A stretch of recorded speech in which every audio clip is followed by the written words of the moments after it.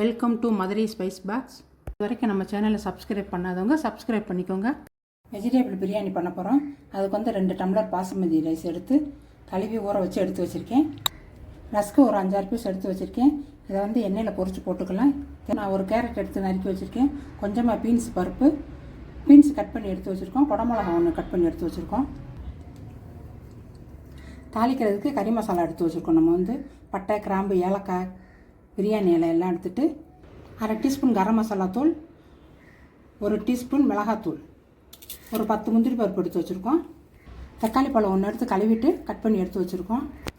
பெரிய வெங்காயம் ஒன்று எடுத்து கட் பண்ணி எடுத்து வச்சுருக்கோம். 2 பச்சை மிளகா, கொஞ்சோண்டு புதினா, கொஞ்சம் மல்லி, 1 டீஸ்பூன் இஞ்சி பூண்டு பேஸ்ட்டு. எண்ணெய் தேவையான அளவு 1 டேபிள் ஸ்பூன் நெய் சேர்த்துக்கலாம். இப்போ குக்கிங் ஸ்டார்ட் பண்ணிக்கலாம். நெய்யை சேர்த்துக்கிறோம்.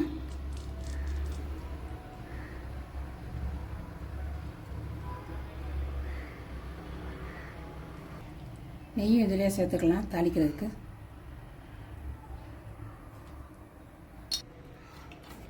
இப்போ வந்து நம்ம எடுத்து வச்ச ஏலக்காய், கிராம்பு, பட்டை, சோம்பு எல்லாம் சேர்த்துக்கிறோம்.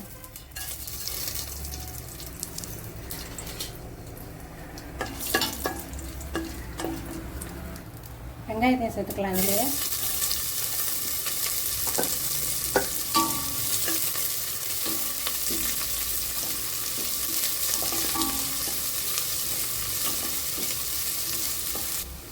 வெங்காயம் பாதி வதங்கவும் புதினா மல்லியை சேர்த்துக்கிடுவோம். புதினா மல்லி, பச்சை மிளகா இதையும் சேர்த்து வெங்காயத்துக்குறைய வதக்கிடுவோம். வெங்காயம் நல்லா வதங்கிடுச்சு. இப்போ நம்ம எடுத்து வச்சுருந்த முந்திரி பருப்பையும் சேர்த்துக்கிறோம். இது கூட மிளகாத்தூளும் கரம் மசாலாவையும் சேர்த்துக்கிறோம். இப்போ வந்து தக்காளியும் இஞ்சி பூண்டு பேஸ்ட்டையும் சேர்த்துக்கிடுவோம். சேர்த்து நல்லா வதக்கிடுவோம். தக்காளி வதங்குறதுக்கு கொஞ்சமாக உப்பு சேர்த்துக்கலாம்.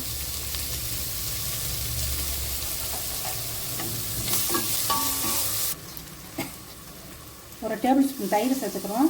தயிர் வீடியோ எடுக்க மறந்தாச்சு, அதனால் இதை சேர்த்துக்கோங்க.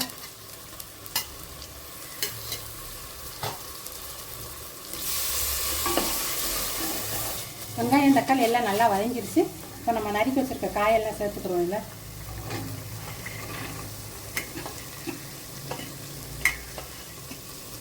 இதையும் நல்லா வதக்கிக்குவோம்.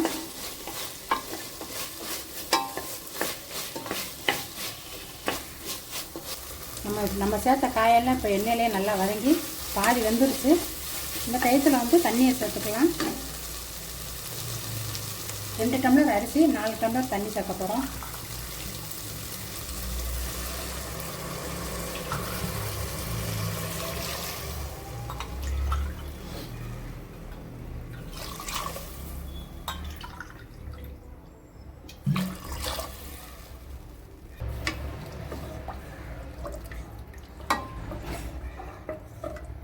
தண்ணி கொதிக்கவும் அரிசியை போட்டுக்கலாம். இதில் இப்போ தண்ணி நல்லா கொதிச்சிருச்சு. இந்த டயத்தில் அரிசியை சேர்த்துக்கலாம். அரிசியை சேர்த்தாச்சு. இப்போ உப்பு பார்த்துக்கோங்க. உப்பு பத்தாட்டி சேர்த்துக்கலாம். ஏற்கனவே தக்காளி வதக்கும்போது உப்பு சேர்த்தோம், அதனால் இப்போ கொஞ்சமாக உப்பு சேர்த்துக்கிறேன் நான்.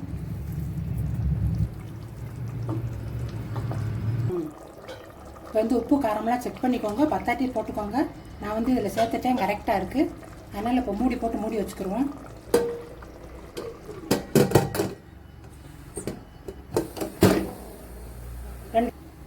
ரெண்டு விசில் வந்தாலே போதும். பாசுமதி ரைஸ் தானே, சீக்கிரம் வந்துடும். 2 விசில் வரும், ஆஃப் பண்ணிக்கிறோம் குக்கரை. இப்போ வந்து நம்ம ரஸ்கை ஃப்ரை பண்ணி எடுத்துக்கிறோம்.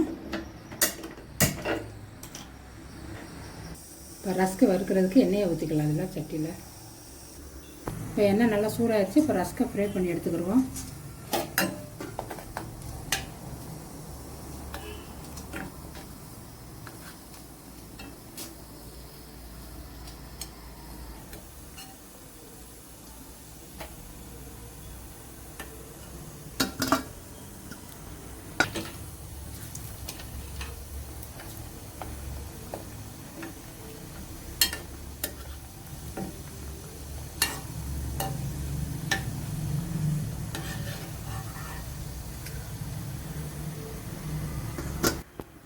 இந்த மாதிரி ரஸ்கை பொரித்து எடுத்துக்கோங்க.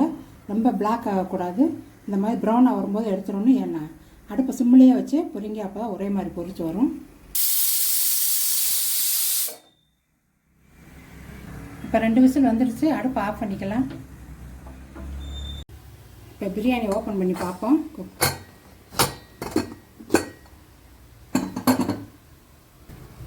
நல்லா வெந்துருச்சு.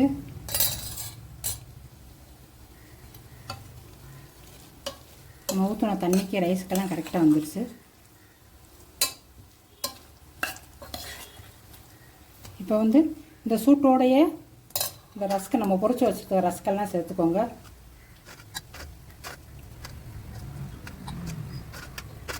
நம்ம பொரிச்சு வச்சுருந்த ரஸ்கையெல்லாம் இதில் சேர்த்தாச்சு. லேசாக ஒரு கிண்டி கிண்டி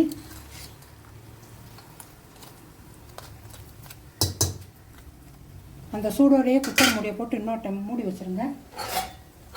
ஒரு 5 நிமிஷம் அப்படியே இருக்கட்டும். அந்த சூட்லேயே சரியாக வந்துடும். ஒரு 5 நிமிஷம் கழித்து பார்ப்போம்.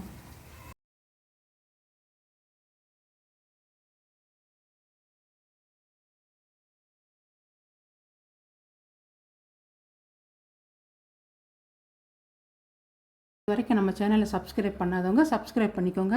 இதே மாதிரி நீங்களும் வீட்டில் செஞ்சு சாப்பிட்டு பார்த்துட்டு எப்படி இருந்துச்சுன்னு கமெண்ட்டில் சொல்லுங்கள். நன்றி.